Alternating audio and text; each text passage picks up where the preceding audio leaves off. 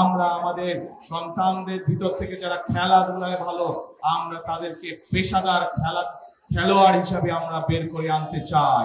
আমরা সিদ্ধান্ত গ্রহণ করেছি 12 তারিখে ধানের শীষ জয়যুক্ত হলে 13 তারিখে ইনশাল্লাহ ধানের শীষ সরকার গঠন করলে এই মানুষগুলোকে আমরা সরকারের পক্ষ থেকে একটি সম্মানের ব্যবস্থা করব।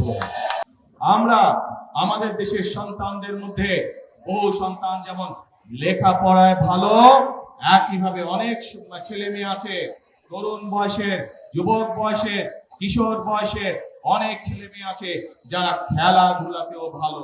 আমরা যেমন দেশে ডাক্তার তৈরি করব, ইঞ্জিনিয়ার তৈরি করব, আর্কিটেক্ট তৈরি করব, উকিল তৈরি করব, আমরা পরিকল্পনা গ্রহণ করেছি আমরা আমাদের সন্তানদের ভিতর থেকে যারা খেলাধুলায় ভালো, আমরা তাদেরকে পেশাদার খেলোয়াড় হিসাবে আমরা বের করে আনতে চাই।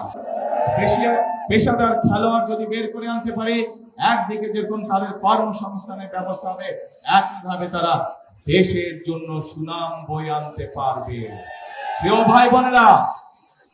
ভাই বোনেরা, আমরা আরেকটি পরিকল্পনা গ্রহণ করেছি, সেটি হচ্ছে আমাদের এই সমাজে এক শ্রেণীর মানুষ আছেন যারা আমাদের জন্ম থেকে মৃত্যু পর্যন্ত প্রত্যেকটি বাঁকে যারা থাকেন আমাদের সাথে, বিভিন্ন সময় যারা আমাদেরকে গুরুত্বপূর্ণ পরামর্শ দিয়ে থাকেন। তারা আমাদের বিভিন্ন মসজিদ, মাদ্রাসার ইমাম সাহেব, খতিব সাহেব, মুয়াজ্জিন সাহেবরা সহ অন্যান্য ধর্মগুরু যারা আছেন তারা। এই মানুষগুলাও কিন্তু সমাজের অন্যান্য মানুষের মতন, এই মানুষগুলোর অধিকাংশ মানুষ অত্যন্ত কষ্টে দিনপাত করেন।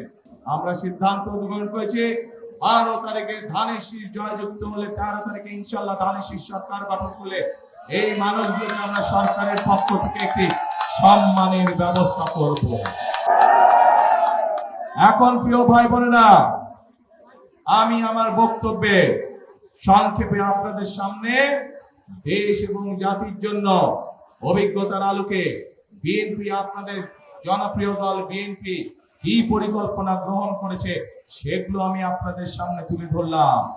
প্রিয় ভাই বোনেরা, আমাদেরকে যদি এই পরিকল্পনাগুলো বাস্তবায়ন করতে হয়, তার আগে আমাদেরকে দুটি কাজ অবশ্যই করতে হবে এবং আমরা আমাদের দলের মধ্যে সিদ্ধান্ত নিয়েছি যে ইনশাআল্লাহ আল্লাহর রহমতে আপনাদের ভোটের মাধ্যমে আল্লাহর রহমতে সরকার গঠনে আমরা সক্ষম হলে পরে সবচেয়ে প্রথম যেই কাজটি করব সেটি হচ্ছে এই ঢাকা 8 সহ ঢাকা মহানগরী সহ সমগ্র বাংলাদেশে আমাদেরকে যে কোনো মূল্যে আইন শৃঙ্খলা কঠোর হস্তে নিয়ন্ত্রণ করতে চাই।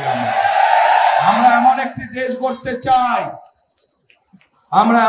দেশ গড়তে চাই যেই দেশে আমার মা বোনেরা নিশ্চিন্তে নিরাপদে দিনের যে কোনো সময় রাস্তাঘাটে চলাচল করতে পারবেন নিরাপদে।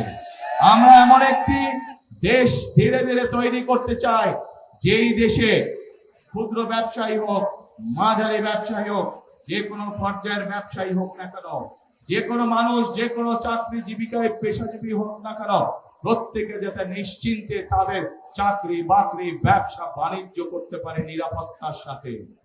আমরা এমন একটি দেশ গঠন করতে চাই যে দেশে মানুষ তার পরিবার পরিজন নিয়ে নিশ্চিন্তে